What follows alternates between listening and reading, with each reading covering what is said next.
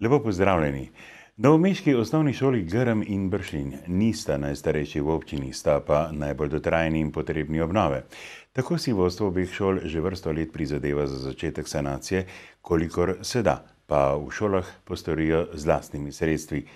Čakati na celovito obnovo bi bilo namreč v tem času utopično.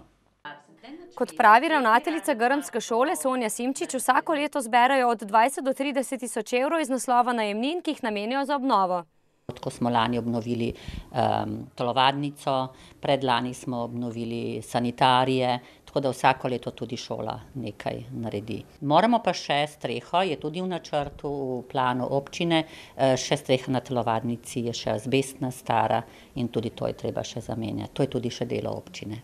To je predvideno v prihodnjem letu, dodaja, so pa že rešili najbolj perečo težavo. Med počitnicami so namreč zamenjali okna v 7 učilnicah na južni strani. Druga polovica bo na vrsti med jesenskimi počitnicami, s tem, da bomo in smo tudi že dodali nekaj lastnih sredstev, ki jih imamo iz najemnin sami. Seveda pa to niso samo okna, ampak so tudi zunanje žaluzije. Občina je za zamenjavo oken odštela 40 tisoč evrov, za okna v zgornjih nadstropjih in zunanje žaluzije v prizidku pa bo prispevala šola. Sicer pa so, tako podžupanja mestne občine Novo mesto Mojca Špec Potočar, za vse šole že naročili pripravo sanacijskega programa. In seveda tudi glede na strokovne podlage, ki bodo potem tudi izvedeni naslednji koraki. In seveda tudi ustrezne preuredbe posameznih objektov, oziroma sedaj so okna, potem pa naprej v naslednjem programskem obdobju oziroma po zagotovitvi proračunskih sredstev v letu 2013. 660 učencev grmske šole tako po zimi ne bo zeblo, poleti pa jim ne bo prevroče. A kot dodaja Simčičeva, jih čaka še veliko dela. Na vrsto bo slej ko prej morala priti tudi avla šole. Po drugi dražbi Straškega Novolesa je že jasno, da bo za celoten kompleks zelo težko najti kupca. Izplen tokratne dražbe je bil vreden 122 tisoč evrov, kamor je všteta prodaja 3 počitniških apartmajev in 4 slik, je povedala stečajna upraviteljica Romana Kruhar-Puc. Današnja izklicna cena je bila za 30% nižja od tiste na prvi dražbi in je znašala s halo Primare 10,6 milijona evrov.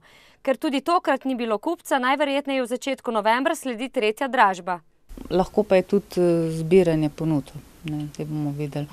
Malo se mudi, ker bi bilo dobro, da je to nekje do zime prodan zaradi naraščanja stroškov, zaradi možnosti propada, zaradi nižanja cen, ker pač potem izgublja na vrednosti objekt. Opozorili so me na možnost pač namakanja, ker nekje streha pušča. Zdaj mi v stečaju tega ne bomo investirali.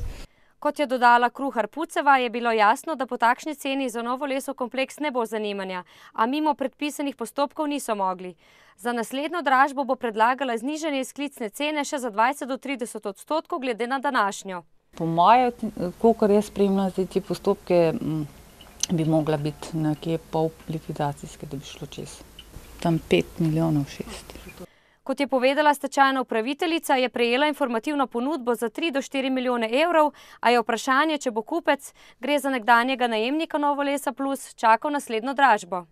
Morda bi tukaj si želeli, da bi se lesarstvo samo začasno nadaljevalo, kajti vsi vemo, da je proizvodna tehnologija v Novolesu zastarela, da ji je treba zamenjati in mislim, da bi bilo smotrno, da se ta na novo zasnovana lesna proizvodnja naredi drugje. Na primer v industrijski coni v Zalogu, dodaja. Površine, na katerih se zdaj razprostira Novoles, pa bi po njegovem lahko namenili za stanovanjsko gradnjo. Konec leta naj bi zaključili lansko poletje začeto gradnjo odprtega širokopasovnega omrežja na območju 6 dolenjskih in 1 posavske občine. Prva gospodinjstva se bodo lahko na omrežje priklopila še letos, pravi v občini Mokrono-Trebelno, ki je nosilka projekta. Naj spomnimo, s projektom gradnje odprtega širokopasovnega omrežja ali krajše GOŠO bodo do interneta prišli prebivalci v 7 občinah, ki živijo na območju tako imenovanih belih lis. Delo so zdaj v glavnem v zaključni fazi, pravi župan nosilne občine. V vseh 7 občinah so po večini hrbtenična omrežja že zgrajena. Intenzivno ta trenutek potekajo v občini Trebnje in v občini Mirna. Prav tako so večino optike že vpihnili v cevovode, stekla pa je tudi gradnja individualnih priključkov, dodaja župan. Do zdaj so sicer zanimanje za priključitev na omrežje izrazili v več kot polovici upravičenih gospodinjstev. Pričakovanja so rodila sadove, tako da v resnici smo pozitivno presenečeni in verjamemo, da se bo večina tistih, ki imajo te možnosti, tudi prijavilo na izgradnjo teh priključkov. Individualni priključek bo posameznega občana stal 192 evrov. Dogovorjeno je tako, da sleherno gospodinjstvo dobi do hiše, do fasade to omrežje, da se pripelje vod do fasade in ne glede na oddaljenost od hrbteničnega omrežja stane ta individualni priključek 192 evrov. Celoten projekt je brez DDV vreden 24,6 milijona evrov, od tega so 14,6 milijona evrov pridobili evropskih sredstev, ostalo pa prispeva zasebni partner, ki tudi gradi omrežje. Do zdaj so realizirali skoraj 15 milijonov evrov, od tega je slabih 9 milijonov evrov zagotovila država. V občini Žužemberk to poletje izvajajo več naložb na področju komunalne in cestne infrastrukture. Tako se bližajo k koncu gradnje kanalizacije na Cviblju in Trških nivah ter obnovo mostu v Drašči vasi. Kanalizacija na Cviblju je zadnja naložba v sklopu projekta Infrastruktura v Žužemberku, je povedal župan Franc Škufca. Vreden je približno 80 tisoč evrov, s tem bomo približno 40 priključkov zagotovili za priključitev na javno kanalizacijsko omrežje. Za to naložbo so pridobili tako državni kot evropski denar. Kanalizacijo na Trških nivah, ocenjeno na 60 tisoč evrov, pa bodo sofinancirali izbranih taks za obremenjevanje okolja. Tam bodo na nov sistem priključili 15 hiš. Po dokončanju projektov na Cviblju in Trških nivah bo tako v Žužemberku na javno kanalizacijo priključeni 60 do 70% gospodinjstev, je pojasnil Škufca. To pomeni Žužemberk in pa vasi Zafara in Praprače in pa vse ulice v samem naselju Žužemberk. S tem, da je pa tudi že oddan projekt za dodelitev sredstev iz regionalnih spodbud za povezavo iz Dvora v čistilno napravo Žužemberk, ki pa se v teh dneh zaključuje. Tako pričakujejo odločbo o dodelitvi sredstev za to naložbo, ki naj bi jo izvajali v letih 2013 in 2014. Za kanalizacijo Dvor Žužemberk naj bi $500 milijona evrov prispevala tako državni kot občinski proračun. Belokranjski podjetniki so bili doslej zelo uspešni pri črpanju denarja na dveh dobrih 5 milijonov evrov vrednih razpisih za razvoj podjetništva in ustvarjanje novih delovnih mest v Pokolpju. S pomočjo Ric Bela krajina pa se pripravljajo tudi na nov razpis, ki ga pričakujejo novembra letos. Na voljo naj bi bilo nekaj manj kot 5 milijonov evrov, pravi Peter Črnič. Lahko rečem, da je zanimanje med podjetniki kar veliko, da že kar nekaj mesecev hodijo k nam spraševati glede tega razpisa. Vendar na Ricu v Črnomlju še nimajo nobenih informacij strani vladnih služb. Upajo le, da se bo vlada držala pred letom in pol sprejetega programa ukrepov razvojne podpore Pokolpju do leta 2016 in pričakujejo, da bo zagotovila sredstva ter novembra objavila razpis. Nekako se mi zavzemamo, da bi se lahko na ta razpis prijavila tudi podjetja, ki so že prejela sredstva s Pokolpja, predvsem iz tega razloga, da Bela krajina le ni tako velik bazen in da je zdravih podjetij, ki se želijo prijaviti, spet ni toliko. Želijo pa si tudi, da bi bil del sredstev namenjen za razvoj turizma, saj je tokrat zanimanje podjetnikov iz tega področja veliko večje, kot je bilo pri prvih dveh razpisih, ko je bilo največ denarja namenjenega za nakup strojev, pravi Črnič, in dodaja, da se podjetniki pri pripravi na razpis srečujejo s kar nekaj težavami. Predvsem zaradi stečajev nekaterih dobaviteljev in dobavni roki za stroje so kar precej dolgi. In pa tudi nekaj zaradi kreditiranja. Podjetniki, ki imajo programe in se želijo širiti, se namreč pritožujejo, da pri bankah ne morejo dobiti kreditov. Morajo pa zagotoviti lastni delež, da bi se lahko potegovali za razvojna sredstva iz programa Pokolpje. V občini Krško so lani za stava nadomestila za stavbno zemljišče pobrali dobra 2 milijona evrov. Letos bi se moralo v občinsko blagajno steči še za $500 000 več, saj je na podlagi popisane premičnin seznam zavezancev daljši. Popolnitev baze na podlagi uradnih evidenc Republiške geodetske uprave se nanaša tudi na nepozidana stavbna zemljišča, za katera do zdaj lastniki niso plačevali prispevka. Na občini dopuščajo možnost, da so se v določenih primerih lahko zmotili v odmeri in dajo možnost pritožbe. Je približno 6 000 zavezancev več, kot jih je bilo prej, in seveda k temu primerno tudi več pritožb, pač lahko tudi pričakujemo, predvsem pri tistih, ki so na novo dobili te odločbe. Za nezazidana stavbna zemljišča je občinski svet spomladi znižal prispevek za 70%, a kljub temu to v občini prinese okrog 500 000 več prihodka. Vendar je treba upoštevati to, da je glavnina tega dodatnega denarja prišla pravzaprav iz gospodarskih družb, manjši del pa od fizičnih oseb. Tako da pritožbe pa gredo v glavnem od fizičnih oseb. Ta prispevek je eden od pomembnejših lastnih proračunskih virov, še posebej zdaj, ko je država gluha za plačilo svojega deleža iz tako imenovanih protokolov o sofinanciranju določenih projektov.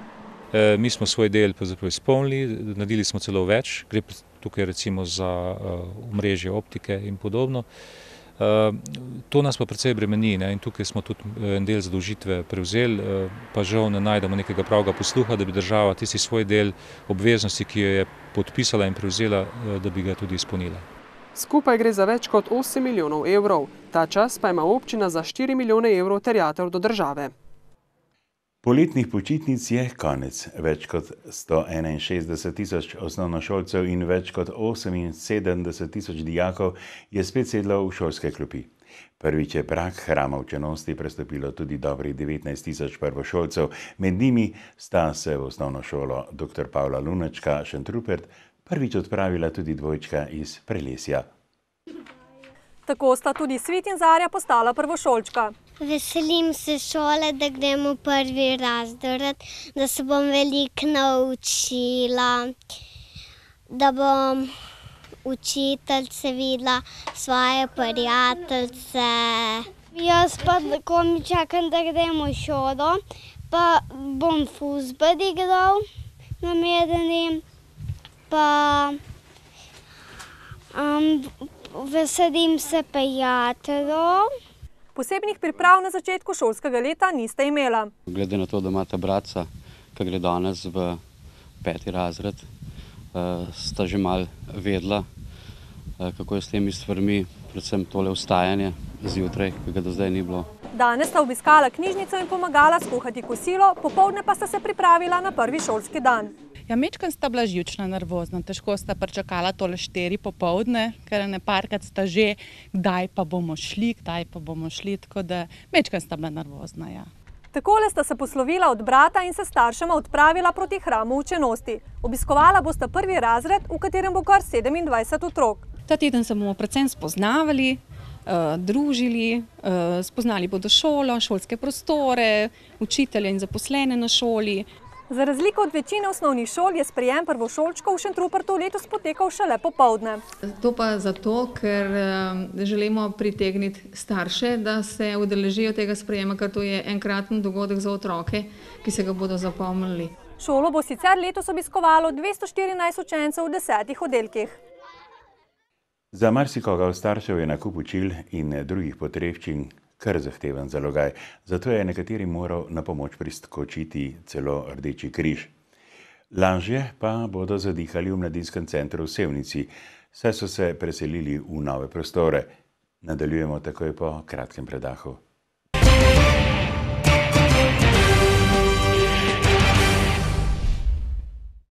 V novomeškem območnem združenju Rdečega križa so zadnji teden v avgustu izvajali akcijo zbiranja šolskih potrebščin, ki pa jih lahko še vedno prispevate.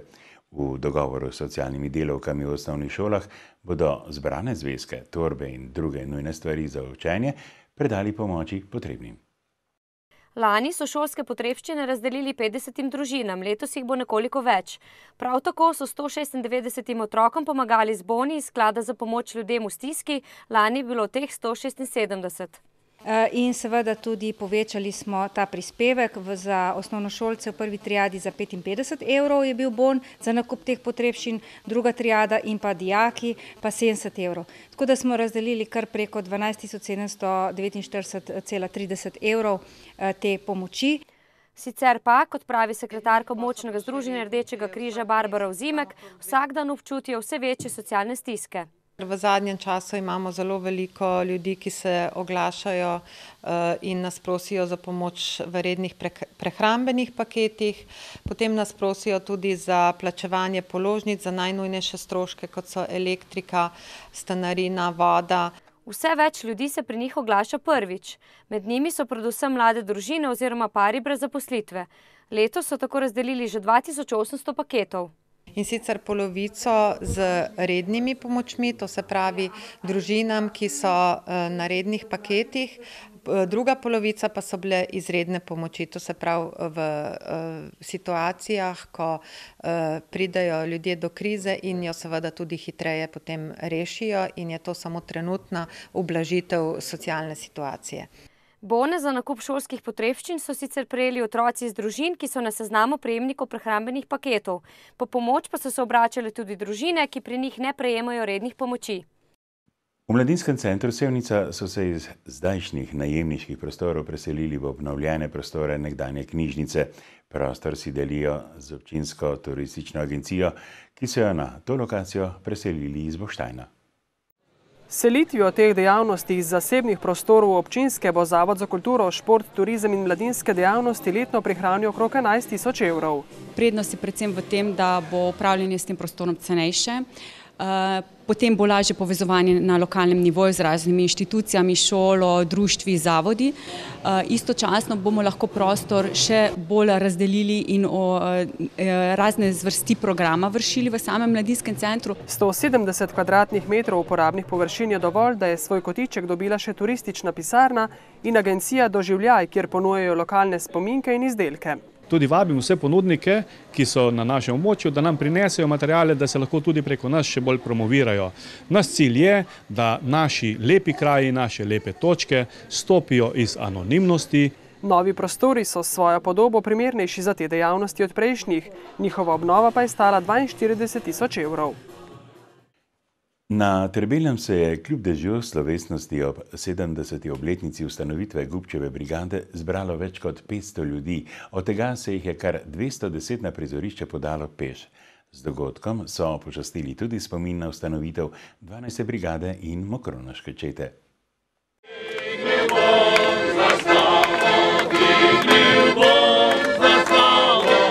Gubčeva brigada je ob ustanovitvi štela približno 840 borcev.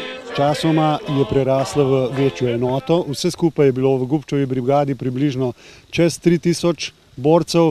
Nažalost je imela tudi čez 600 mrtvih. Pri izpolnjevanju današnjih nalog moramo ohraniti moralno trdnost, značilno za partizanske borce in protifašistični boj, je poudaril letošnji slavnostni govornik.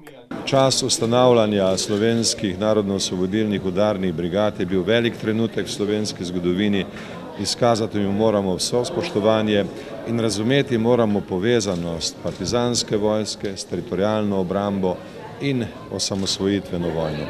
Zato morajo ljudje ohranjati zavest, da so tako vrednote pridobljene v drugi svetovni vojni kot vojni za Slovenijo. Tiste vrednote, ki jih je ta Slovenija in ta država potrebovala in ki jih danes ima. Zgodovino je treba spoštovati, pa je ob tej priložnosti izpostavil prvi mož Ljubljane, kjer ima Gubčeva brigada svoj domicil. Nedvomno so bili partizani, partizanke, borke in borci na strani tistih, ki so premagali največje zlo 20. stoletja, ki so premagali fašizem in pa nacizem. Na slovesnosti so podelili tudi 5 priznanj Trebanjskega borčevskega združenja. Mi smo pa Slovenci se v tem izkazali kot en zrel narod, ker se mi danes nemogoče zdi pri vsej tej razvajenosti, pri vsem tem, kar danes pravzaprav ljudje imajo. Ob tej priložnosti so tudi položili vence pri obeležjih v Mokronogu in na Trebelnem. Projekcijo filmov Novomeške filmske šole so zaključili prvi istoimenski festival, ki je združil ljubitelje filma in njegove ustvarjalce v dolenjski prestolnici. Na zaključku so predstavili 4 eksperimentalne kratke filme, ki so interpretirali poezijo, nastali pa so kot trud dela 14 udeležencev delavnic in njihovih mentorjev. Kvaliteta je zaenkrat zelo dobra, glede na čas, ki je bil namenjen snemanju. Mentori so naredili svoje delo, trenutno še zaključujemo z montažo z mentorjem Jurijem Moškonom. Učenci se tako kot ponavadi na teh delavnicah različno izkažejo. Nekateri naredijo bolj zanimive filme, nekateri manj, nekateri imajo več izkušenj, nekateri manj. Mislim, da si treba filme pogledati, pa si vsak neko svojo misel naredi v filmu. V tednu dni so se tako zvrstile filmske projekcije, predavanja in delavnice. S celotnim festivalom smo kar zelo zadovoljni. Obiskanost je zelo velika, prav tako objave v medijih. Letos prva edicija festivala, iz katere smo se učili, zato bodo naslednji veliko boljši. Niso pa seveda te filmi namenjeni nekemu, bi rekel, ocenjevanju, koliko so dobri v primerjavi z nekimi filmi, ki grejo v eter, ampak gre bolj za to, koliko so se naučili skozi izdelavo teh filmov. Nofiš je sicer festival, ki se ponaša z vrhunskimi slovenskimi filmi in je predstavljal omaž novomeškemu filmu in njegovim ustvarjalcem.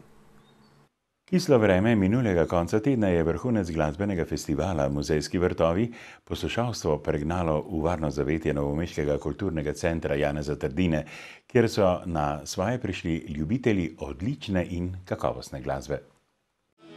Oder sta v petek prva zavzela Gal in Severa Džurin s svojim bendom.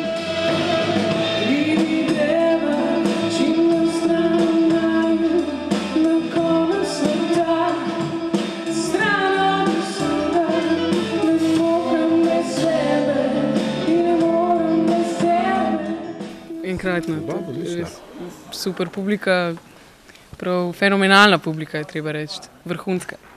Dolenjska publika je kar med najboljšimi. Dan kasneje pa je pripadel hrvaški divi in njihovemu vodilnemu vokalu Josipi Lisac, ki bo kmalu praznovala 40 let samostojne glasbene karijere. Svako vrijeme donosi nekako svoje situacije, svoje atmosfere. Vsak čas prinaša sabo neko svojo situacijo, svojo atmosfero, svoje vzdušje, ampak da ti uspe uresničiti svoje sanje, to pa je vedno zelo težko. Uvijek je težko. Hrvaška umetnica je sicer precej pogosta gostja slovenskih glasbenih odrov. Jako. Pa to, kaj to pomeni? To pomeni... Zelo všeč so mi nastopi. Kaj to pomeni? To je zame smisel življenja, smisel obstoja, drugo nima pravega pomena. Za mene da, smisel postojanja.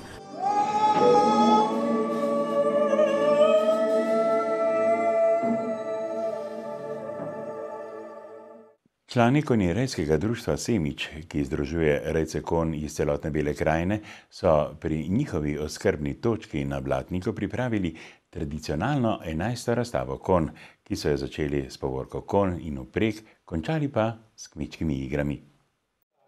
Belokranjski rejci, ki se s konjerejo ukvarjajo predvsem ljubiteljsko, so s ponosom predstavili različne pasme konj, ki jih redijo. Predvsem za dušo, bi rekel, sem zaradi tega. Dobička niti ne gledam na dobiček. Račun jaz mislim, da je zelo slab, ker žrebeta so poceni, da mislim, da je to največ ljubezni do živali. Ker pa število konj v Beli krajini narašča, od kupovalcev mesnih žrebet pa je čedalje manj, bi bila rešitev. Kakšne domače klavnice, domače predelave, kajti v Beli krajini sem že jedel marsikatero konjsko salamo in ta ni bila slaba in konjerejci na tem območju, kolikor imate klavna žrebeta, razmišljajte o alternativi pri trženju mesnih žrebet. Tržno nišo bi lahko rejci konj iskali tudi na področju trženja kobiljega mleka, meni Kastelic. Gre za zdravo mleko, gre za boljše mleko, kar pomeni, da vešči konjerejci bi lahko tudi molzli kobile, tudi prodajali kobilje mleko in to je tudi ena izmed možnosti za današnje krizne čase. Nekateri belokranjski rejci pa vidijo tržno nišo tudi v vedno bolj priljubljenih prevozih s konjskimi vpregami. Na tokratni prireditvi so razglasili najlepši vpregi po mnenju obiskovalcev in žirije. Pokalov sta se razveselila Ivan Šikonja in Stane Verdnik. Pozornost številnih pa je pritegnil mladi kovač David Hočevar, ki je na prizorišču spretno podkoval kobilo in nam zatrdil, da je ni nič bolelo. Problem je edino, če preveč porežeš, pa prežgeš podko, prevročo gor, takrat lahko boli, pa če cvek ne zabiješ na pravo mesto, takrat lahko boli. Tokrat pa je kobila mirno prenesla obrezovanje, žarečo podkov in tudi žeblje. Petkovo jutro se je v Novem mestu začelo tragično. Okrog 8 ure zjutraj je namreč prišlo do silovitega trčenja na avtocesti Ljubljana-Novo mesto, nekaj 100 metrov pred odcepom Novo mesto-Zahod. V nesrečo so bile vpletena 3 vozila in 3 osebe, starejše od 60 let. 2 med njimi sta umrli. Novomeški policisti so bili nekaj po 8 uri zjutraj obveščeni, da naj bi osebni avtomobil na Karteljevskem klancu vozil v nasprotno smer. Že čez nekaj trenutkov pa je prišlo do nesreče. Po prvih podatkih je bilo ugotovljeno, da je 60-letna voznica peljala v nasprotni smeri, se pravi proti Ljubljani, in je v Karteljevskem klancu prišlo do silovitega trčenja z drugim osebnim vozilom in pa s kombiniranim vozilom. V vsakem vozilu je bila ena oseba. Voznici osebnih avtomobilov sta umrli na kraju nesreče. Voznik kombiniranega vozila pa je lažje telesno poškodovan. Zaradi nesreče je bila avtocesta med priključkoma Mirna Peč in Novo mesto-Zahod več ur popolnoma zaprta. Promet pa so preusmerili na nekdanjo hitro cesto. Gasilci so se na kraj nesreče odpravili z 2 voziloma za tehnično reševanje in 6 gasilci. V svoji 26 let, kar upravljam ta poklic, sem že videl marsikaj, tako da lahko rečem, da je bilo to ena hujših oziroma huda prometna nesreča. Vožnjo v nasprotno smer so policisti na slovenskih avtocestah obravnavali že večkrat. Ena najhujših tovrstnih nesreč pri nas se je zgodila oktobra 2009 na štajerski avtocesti pri Arji vasi, kjer so ugasnila 3 mlada življenja. Gre za izredno nevarno početje, poudarjajo policisti. Če smo v vlogi voznika, ki se nam je tako ali drugače zgodilo, da smo zapeljali v napačno smer, je edina in pravilna rešitev čim prej ustaviti na odstavnem pasu, vklopiti vse 4 smernike in poklicati na 113, zato da se aktivirajo ustrezne službe, ki bodo poskrbele, da bodo vaše vozilo zavarovale in ga na primeren način potem spravile na varno mesto. Pri vožnji v nasprotno smer so seveda ogroženi tudi tisti, ki vozijo v pravo smer. V primeru, da pa smo vozniki, ki nas doleti informacija, da se pač pelje vozilo v nasprotni smeri, pa je zelo pomembno, da takoj zmanjšamo hitrost na avtocesti in da smo zelo pozorni na nasproti vozeča vozila. Na območju novomeške policijske uprave je z današnjima žrtvama v prometnih nesrečah letos umrlo 8 oseb. Kaj porečete na vsebino zadnje novice, kjer vedno ostaja vprašanje, zakaj to delamo sebi in drugim? A sodbo prepustimo drugim, saj dejstva govorijo sama zase. Le opozorilo velja, bodite previdni in imejte se radi. Na snidenje do prihodnjič.